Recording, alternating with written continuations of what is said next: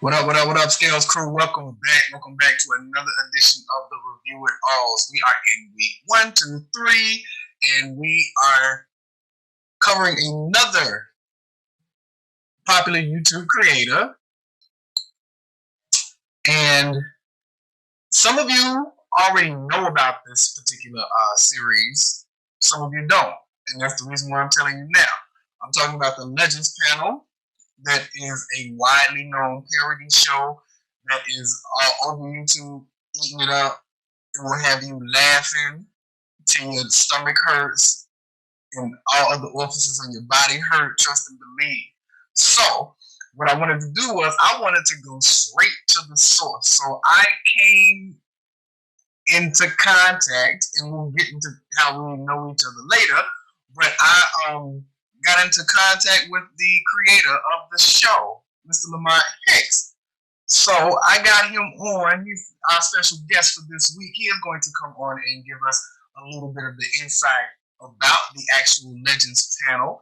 For some of the fans that already are out there, he's going to answer some of the questions in which you've been wanting to know. Nothing that's too much that's in his teenage business, because we're not going to be like, yeah, you're going to try that. But he's actually going to answer some of the questions that you all have been wanting to answer. So, wanting to know. So, without further ado, I'm going to welcome my special guest, Mr. Lamont Hicks. Welcome. Hello. Hi. Thank you so much for joining us. We really, really appreciate you being here to talk to us about the Legends panel. Now, you know, I did say in the beginning, I'm going to start this before I get started. I mean, I said in the beginning that, you know, it was the Legends panel, but this man is also an animator. You know, I mean, he can put together some videos with some sickening death drops, and I'm telling you, this man can do it all, and he is a jack of all trades. Now, I'm gonna touch on that phrase. You know, I said something live on my Instagram today. I had a word and it touched me. And now people say you're a master of all trades, and I'm sorry, you're a jack of all trades and master of none. Yeah. See, that's where they stopped it. That's what society has done. The actual real phrase goes: jack of all trade, master of none, but better than any that masters just one. Oh, okay. You know what I mean? So I don't have to master all the trades that I'm a jack in, but just know that I got the ace when I need to pull it out and trump. Yeah. All right now. So, yeah, let's get into it, man. Yo, like this show is wild funny, yo. Thank you. I know you know, and I know the fans will talk to you based on your Facebook group, the Legend Panel 2.0 and whatnot. Oh my goodness, like it's okay. You gotta tell me, how did you come up with the idea for this show? Well, the idea for TLP, well, it came from the ballroom scene because you know before TLP, I was known for making Vogue videos. So, and you know, with the Vogue videos, that's where I really learned a lot about editing and how to tell a story and how to entertain people through editing or whatnot. So that's where the idea came from. So like if you're in the ballroom scene or if you know of the ballroom scene, I always say that I owe Janice a check because the idea came from her getting chopped at a ball. Chop. So any of your viewers, if they want to look it up, type in, I think it's Janice versus Stuart Ebony at the coldest winter ball in 2013. And that clip, if you watch that clip, that's literally where I got the idea from. And in fact, like people say, like Prince, like the character of Prince on the show, they say, well, Prince didn't really act like that, and like, why did you make Prince a whole butch queen? And well, I did that for two reasons because I did that for two reasons because, like, of course, the hair and the high heels and the androgynous look, like that was like me taking the image and parodying, like create a persona based off that. But also, I based his character off of Stuart Ebony in that clip. And if you watch that clip, and he's going back and forth with Janice, and if you watch the clip, you'll really understand like how I came up with the idea. So that's basically how I came up with the idea. I don't know if that really explains it, but that's how I came up with the idea. Okay, because I mean, yeah, you have some sickening violent videos. So thank you. Okay, so we came up with the idea of the show. Like, you have like different characters. So okay, for those of y'all that don't understand and don't know, the show is it's a loosely based parody that has like legends of music, and they have a legends panel. There's also an icon panel for the listeners. And there's the pioneer panel for the top tier. And the legends panel it consists of Michael Jackson, Whitney Houston, Mariah Carey. Let's see where I'm at. Gosh, I just lost my place here. Mariah Carey, and then we also have Little Richard that pops in, Aretha Franklin pops in, Dionne Warwick pops in, Diana Ross pops in, Brown pops in, Janet, my girl, she pops in, and she period. It's if I listed a lot of the musicians tonight, we'd go on here all night. So there are a lot of musicians that are on these different panels between the icons. I didn't name any of the icons on the icon panel for a reason. But okay. But like between the Legends panel and the actual Pioneer panel, those two panels and the people that I named are make up those two panels, and they basically they are, I guess you could say, judges of new artists' not character, but careers. Mm-hmm. And the thing is, a lot of the newer generation artists, they're trying to be legends, self-proclaimed legends. Now, let's get that right. Some of their stands will make them legends, but stands we see don't really understand music sometimes. Yeah. So, they come as self-proclaimed legends, and they try to get on this legends panel. Yeah. And if their accolades and their humility meets up to the standard, then they get 10. If not, chop. Yeah. So that's pretty much the premise of it. And then, like, some of the ones that have been chopped like repeatedly, I'm not gonna say any names because I don't want no stinging little insect coming after me. They're having to swap with Raid and stuff. So we're not gonna do that. I don't want that to happen. But a couple of people have been chopped repeatedly. Yeah. I'm talking season after season after episode chopped, and they eventually became part of the icon panel. So that's why I threw out the thing and said the lessers. That's what they ended up becoming, And I love how they toss back shade back and forth, and it's so funny. Some of it's lighthearted, and then when they hit below the belt, the way that they go back and forth with each other, baby, to be a fly on the wall, real. If they were all sitting in the room for real doing that. I know, right? But I mean, with all of those different characters, you had different voice talent that were doing the characters. Like, so how did you actually come about when you came to choosing your actual voice character? Well, the show started with myself and Fabian Mitchell doing the voiceovers for the characters. I did, and I do Michael, Janet, Prince, and Madonna. And he would do like whoever was like we were deciding to Deem or whatnot that week or whatever. So like if Beyonce was on the show that week, he would do that voice. If Gaga was on the show that week, he would do that voice and so forth and whatnot. Or if we needed an additional legend like Lil Kim or Cher or something like that, he would do those characters as well. But then that was like for like the first like 2 or 3 episodes. But then that all changed when we added Whitney and Mariah to the show. And Mariah is portrayed by Gerald. I hope I'm not mispronouncing his last name, but Gerald Fordham. And he's like really brilliant as Mariah. But the show really came together when we added Whitney to the main cast. I think it was the episode was called Whitney's Return or something like that.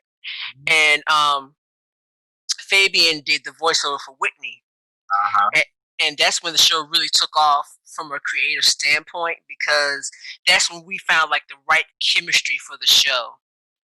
So yeah, and our followers like really loved Fabian's impersonation of Whitney. So yeah, and let's see, I'm trying to get everybody in there that we really worked with for a long time.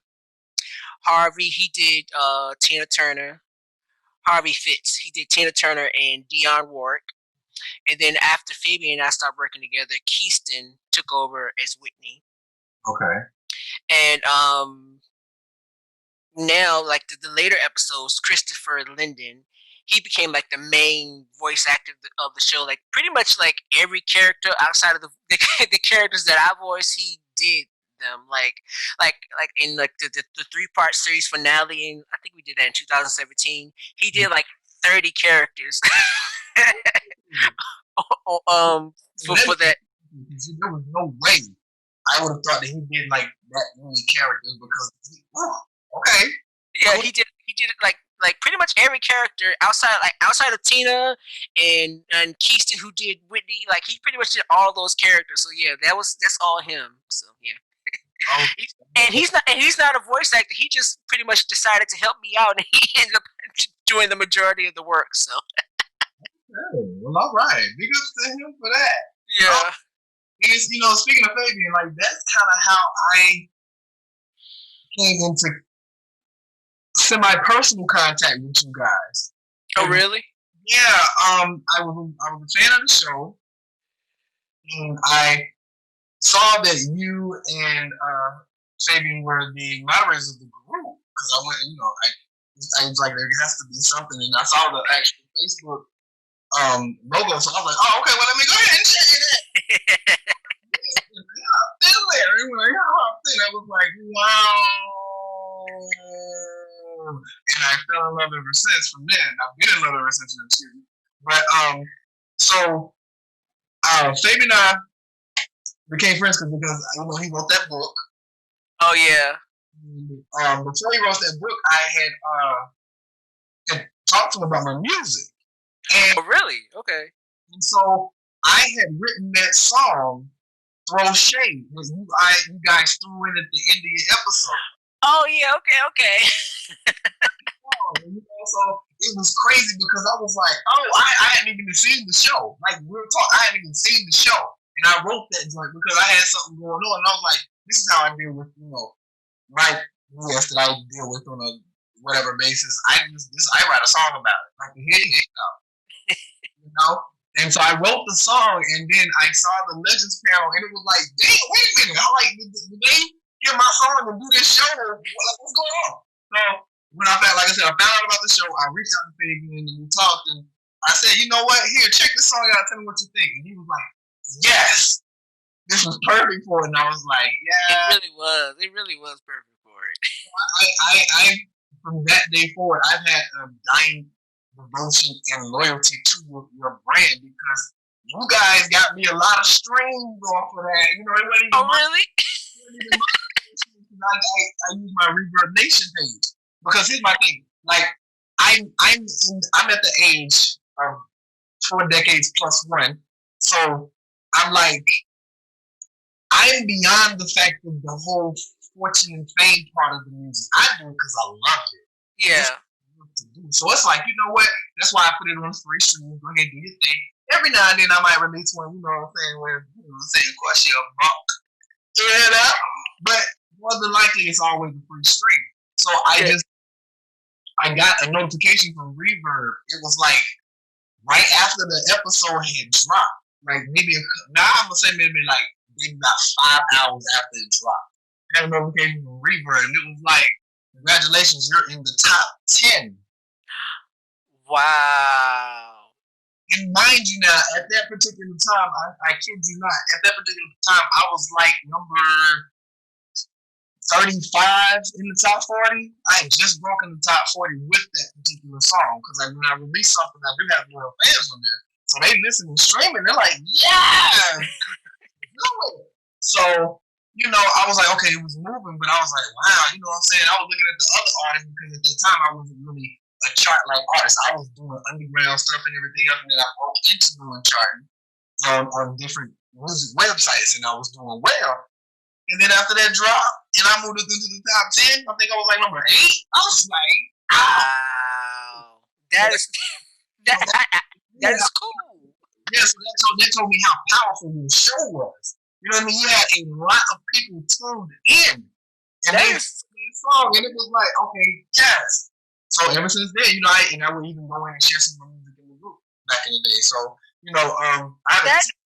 that is cool. I never knew that. That is really cool. I never knew that. Okay. I mean, see that just said because I'm not really boastful like that. I was just like, that I thought that was so cool. That's why I'm like, if you notice, I'm always like, what? Yeah. I'm always chilling and rooting for it, and that's because of because of the power that's behind it. Yeah. And you actually touch and reach, and it was amazing. So I was like, yo, I got an undying devotion to it, man. Like I actually have, I follow it. Period. I know what's coming up.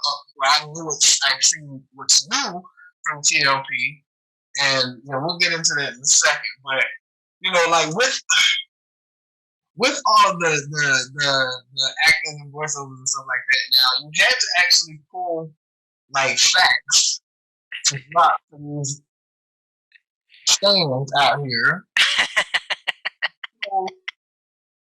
So, just on a ballpark figure, like how much research does it take to actually pull off an episode? Let's see. It depends on what the subject is, because if it's like Michael or Janet, I pretty much know all there is to know about them, so I don't need to research that. But outside of that, like right now, like I work with Christopher now, so like he knows pretty much everything there is to know about Michael and Janet and Whitney, because he's a huge Whitney fan. And pop culture in general, he knows more about pop culture than I do, actually. So he keeps it fresh in that sense. And as far as the older episodes, Fabian and I would do a lot of the research. For each episode, and Fabian did most of the writing on the older episodes, and he would draft the scripts, and I was pretty much like a story editor. I was the person that would say, okay, let's keep this, let's take this out, let's move this here, or if he had a joke at the beginning of the script and I thought it might work better at the end of the script, stuff like that. That's what I did, but it was more of a collab. So, but yeah, we pretty much did the research together, but it doesn't really take a long time because we pretty much know the subject, basically. I'll put it like that. We pretty much know the subject. Whatever we're going to cover, we pretty much know the subject. So yeah. Okay. So now, with all that research and everything that you guys do, like, what do you do like outside of the YouTube channel? Like, do you guys like work 9 to 5s, or like is that like for some their main source of income, like as vocal, voiceover acting for other people, or like how does that work for you guys? well, there is no coin outside of YouTube. I just started making I just started monetizing the TLP. I wish I was monetizing it back in the day when we were getting like 200 and 300,000 views, but but yeah, it wasn't monetized back then. So yeah, but but I have a few side gigs, but thanks to the pandemic, that not really doing that at the moment. So it's mostly freelance video editing, stuff like that. So I would say that's my daily gig until like the world opens up again. So yeah. Okay. Okay, so like you were saying, couple 100,000 views. Like, how many fans over the course of the show? How many did you guys actually accumulate? Like, based off of your Facebook following. I don't want to say like the views because sometimes you don't even know who viewed it. But like out of the people that have followed it like time and again that are like undying fans, like how many of you guys accumulate? Well, I base it off my YouTube channel. Like on my YouTube channel, I have 45,000 subscribers, I think, and which I think that's amazing to me because I didn't set out to for that reason. I started my YouTube channel because I wanted another creative outlet. So, and I know there are accounts with like millions of subscribers and doing much bigger things than I'm doing, but I think it's amazing that I have accumulated the tiny little platform that I have, and that I have the audience that I have that watches the content. And let me see what else. We have like I think we have like 60,000 followers on the Facebook like page. Okay. So yeah. Wow. Oh, say that again. You got how many on the Facebook page alone? On the like page, like I think it's like 60,000 followers on the like page. Man, like that's dope. That's dope. That's accumulating a lot. I mean, for some people, for some standards, it's only 60,000. So what? It's 60,000 more than what you may have now. So, and the cash for that. That's amazing. You know. Now speaking of fans, like have you ever had any celebrities reach out? Not so much the celebrities on the show, but just like any celebrities that may have like like reality TV show stars, anything of that nature that have ever reached out to you, and whatnot. Not really. No, I can't think of anyone. I think when the show first started, I would see people share the show or whatnot on Twitter or whatnot. Like there would be like certain like famous accounts that would share episodes like that, but after a while they stopped sharing them. But other than that, no, there's no real celebrities that watch the show that I know of. Anyway. Yeah, I'm gonna say that because I'm telling you, it's exploded, especially when some people have actually posted your videos and shared the actual links and stuff on like big time platforms. I mean, I ain't gonna say the names, what I'm saying, done it or whatever, but I know it's done. Oh, okay. Well, I didn't know about it, but okay. I know it's been done. So okay. They might reach out to you when they be like, "Yo, so I heard about it." Like, well, they need to come with a check, cause. I'm gonna say, I'm gonna be like this. I want to invest in this project. I have about $150,000 to get you started. Make it something big. Oh wow! I will continue doing the show then. If they gave me that. I'll be like, well, let's get the contract, please. Yeah. And ain't no residuals. You're paying me this to put on the production. I will give you 2% of the overall earning, but there's no residual. Like, hello. I still own that. Hello. You're doing business with me. I know that's right. Okay. Yeah, but now speaking of celebrities, now have you ever received any backlash from the show? I know the answer because I've seen the changes. But well, I'm not going to go into all of it. But most of the backlash for the show relates to stands of certain artists getting in their feelings because their fade was chopped, or people don't understand the point of the show, because the overall point of the show is respecting the people that paved the way, and understanding that you have to work to achieve legendary status. Like you mentioned the fact that certain artists have been chopped over and over and over and over again, and like of course that's funny and you know whatnot, and you know that's it plays into all the shade and all that type of stuff. But the point is that it's something that you have to work for. It's not you don't become a legend because you have the number one song or the number one album, or you because you're the it girl or the it guy of that moment. That doesn't make you a legend. You still have to put in that time to become a legend. So a lot of the fans of certain artists don't necessarily get that, or they think we're just shading their favorite artists. Like they'll say, this is just a you're just hating on this person because you can continue to shop them, or we don't necessarily what's the word, play favorites with their faves, whatever, something like that. So yeah. Oh, so you're not giving my fave the shine. Yeah. I'm like, child, get over it. I need you to build that whole bridge out of those Legos. Yeah. For instance, like there was a let me see, there's an episode, I think it was early in the show, like in the first season of the show, where Whitney reads Beyonce, and people on the surface will see that as just like Whitney is reading Beyonce, but that's not the point. Like we use that moment to show you the fact that Whitney paved the way for the artists that followed her. Especially as a black woman, she broke down barriers.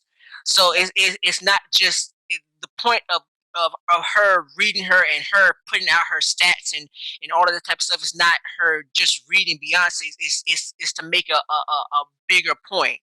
And the same with Janet. Like a lot of people be like, oh Lord, they're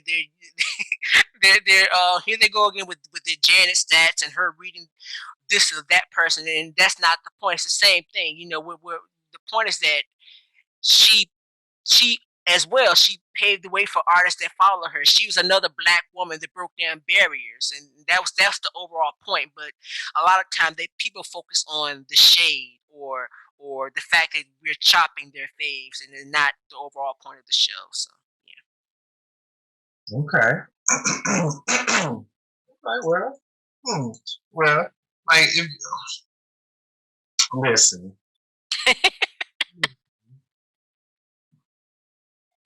I get the educational part of it because, of course, I'm a lover of real music. You know what I'm saying? Hello. I get it. And every time I see the episodes, I understand. It's like, first of all, y'all coming in here cocky as mud. Yeah. The way that auto tune and those top producers, what do you have? Karaoke beats. Don't try here. So to not come in with a sense of humility, Exactly. adoration for these people who broke these, like you said, broke barriers and they molded the industry. Yeah. So like to not be able to pay homage is hella disrespectful. Exactly. Just like, No, I was gonna say, like a lot of times, like people will say we don't portray artists in a fair light, like for instance Beyonce, like her stands would say she's more humble, or she's more she's more humble than how you portray her, and it's like, well, a lot of the times how we portray the artist, we portray the artist how their stands act. Does that make sense? Yeah, buddy. So it's a lot of time the artist represents how their stands act. So like sometimes the stands will place the artist above the legend. Does that make sense? Like they act like their fave has achieved more, or has surpassed the legend that paved the way for for that artist. So so so a lot of time we portray the artist a certain way, so we can educate you on the fact that this art that Whitney, that Janet, that Michael actually paved the way for this artist right here. So that's why we do it that way. So it's not just us beating up on this artist; it's us trying to make a point. So yeah. And it also it brings home the fact of the issue that we have in pretty much all communities, and that's the ageism issue. Exactly. Exactly. You're watching retired. No, honey, I'm old. I am retired. I am retired. And we try to get to where I am in minutes. Exactly. It's like, and I mean, I would see it too. I see it with some of the fans on the page, and I'm looking like, girl, old words if you're gonna stay your age forever. Like, no thanks. Yeah, exactly. We all have to age, and yeah. So and even I mean, we see now that there are rappers and R&B artists and stuff that are well into their 40s, going into their 50s, and they're still doing their thing. Exactly. Followers, and they're getting new fans and stuff, and still getting opportunities. So all these old washed up people still got good old washed up coin in their washed up pocket. You got washed up lit in your washed up pocket. So let's try that. Oh, okay. But now what are your plans for the show? Like I'm a diehard fan. I already told you I hit you on Facebook and was like, you gotta bring me back. And I mean, I knew we also did talk to prior, and you said that you weren't really sure. So like, what are your plans just for the TLP brand right now? There are no plans. the last episode was the final episode. There are going to be no more TLP episodes. I've been doing TLP for 7-8 years now, since 2013, so whatever that is. And so yeah, I appreciate the love for the show, and I'm thankful for the the small platform that it has given me, but I'm ready to move on to other things. So well, I mean, you know what? The thing is, we understand that. Like, true fans understand it because, like, just like the Cosby Show and just like A Different World and everything else, that always sometimes things do come to an end. And when they come to an end, you know what I'm saying, you still have that loyal, devoted follower. You still got those rerun views. You still got those people that are coming in watching what we would call YouTube syndication. So yeah. I get it. I get it because you can be a woman, but at the same time, you might want to step into some new ventures, But I get that. But it's sad to hear it ain't coming back. You know what I'm saying? No, not at all. Not even like in the distant future where y'all might come back again and be like, not even a full series again, but just like one reboot episode where it's like y'all actually just came in and it was like y'all picked up from like how many years later you decided to do it. Y'all picked up and was like, hey, how y'all been doing? And then they just do their own classic shade with one another. Because at that particular point in time, I don't know where music gonna go. It might be going back to glockenspiels and xylophone ballads. I don't know. You know what I'm saying? So, no, I don't. You can never predict the future. You can never say never, but no, I don't want to do it anymore. So I get it. I do.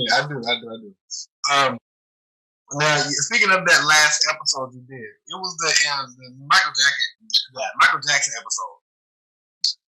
I dug that episode. Thank you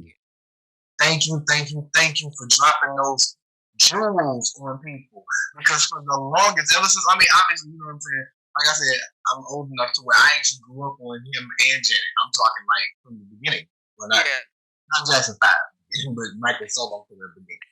Yeah. I'm not dating myself like that. Ain't nothing wrong with it, but no. So, like, I always believed him. Yeah. I always believed he was an innocent man. Even though everybody made jokes and they had this one little saying, I pledge allegiance to the flag, Michael Jackson is a... Oh, no. He was like Pepsi Cola burned him up, now he's drinking 7 Up. 7 Up starting to sting, now he's drinking RNC. It's like, it was just so rude and nasty.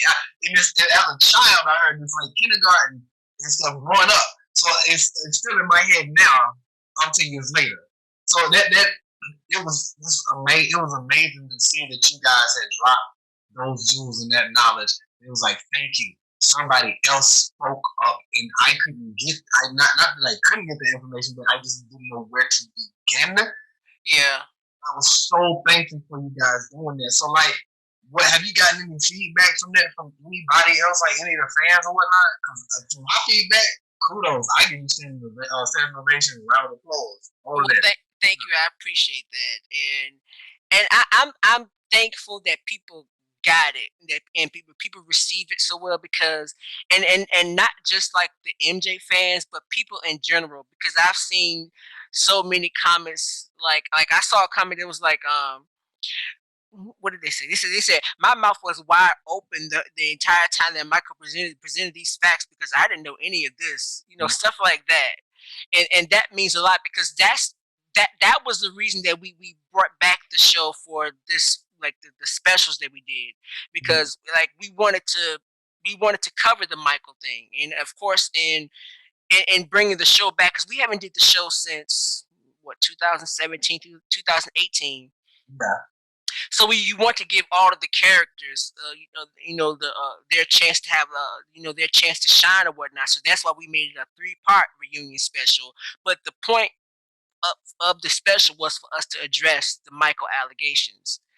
So, like, I'm just happy that people got it and that it was another platform to give people the facts and with TLP, is people are used to the shade and the comedy, so people are watching it for that reason. But at the same time, you're getting this the truth basically. You're getting the facts and whatnot. So I'm just happy that people got it. Yes, honey, it was giving Snapple under the cap back. I was like, wow. And it was like the way that they were shading though. I'm not gonna lie. I live for the shade on there.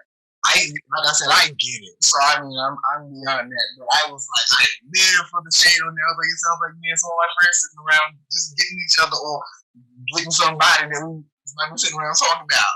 And we say to their faces, we'll shade them in front of them because we're like that. But this only is just cause and with agitation and provoking us. So we people. We peaceful. Most of us, Okay. most of us are Libras, so we're very peaceful. Okay. Okay, so yeah, but like okay, before we get out of here, I just want to give you this opportunity right here, and right now, to like give your final adieus to the fans of TLP, and if you could just kind of tell them a little bit about the actual the new TLP Classic channel that you have on YouTube. So just what would be your final advice to the fans about TLP, man? Well, as far as the new channel, it's for classic TLP content. There aren't going to be any new episodes in there because I saw like you keep seeing people asking, well, put this person up for consideration to do this, and I'm like, this is not what this is for. this is this is for the classic content or like because a lot of the episodes got on my main channel were deleted for copyright issues and things like that. So I'm putting them there so they can exist there. And like the only like new quote unquote new content will be from stuff that we didn't use from previous episodes, stuff like that. So, but other than that, there won't be any new content. And let's see, what was the other question? What did I want to say to the fans or the people Yeah, that enjoy the show? yeah, Um, I just want to say thank you to the people that watch the show because um I always say that I have a hard time because I see the views and whatnot, but I always have a hard time wrapping my head around the fact that people actually watch the show and enjoy the show. Like I just have a hard time wrapping my mind around that fact. But And then you'll see comments that someone will say something like, "I was depressed and this show saved me," and I'm like, I don't understand. I'm shocked by that because I'm like, this show like really helped you like do something like that. So Yeah. so you never know what the type of impact that you're having on people. So I just want to say thank you to everyone that watched and continues to watch. And I'm grateful that the show resonated with you. So Okay. Well, I wanted to say thank you so much for stopping by and giving us your first-hand insight view of TLP. I know a lot of your fans had questions like this, but throughout the years, it was like, I never, because, like I said, I'm a diehard fan, and I never really saw like an interview yeah, of the grid. I was like, no, somebody has to interview this man. This man is a talent, and he deserves to actually just, whatever platform it is that he has, he deserves, to kind of like, we heard at least from his point of view, and he can tell you guys about, TLP and what it is. So like, it was thank an you. honor. It was such an honor for you to be here, and it was such an honor to be able to talk to you.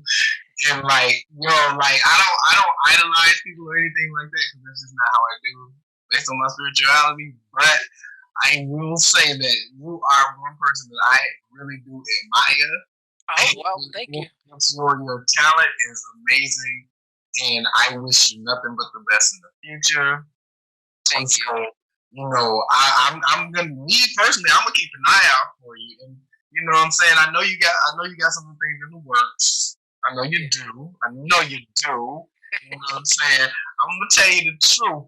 I'm ready to see the animated series begin. I want to see my homegirls. You know what I'm saying? Oh, Queen and Shimmy. Yeah, I'm ready to see them again, so I can like now.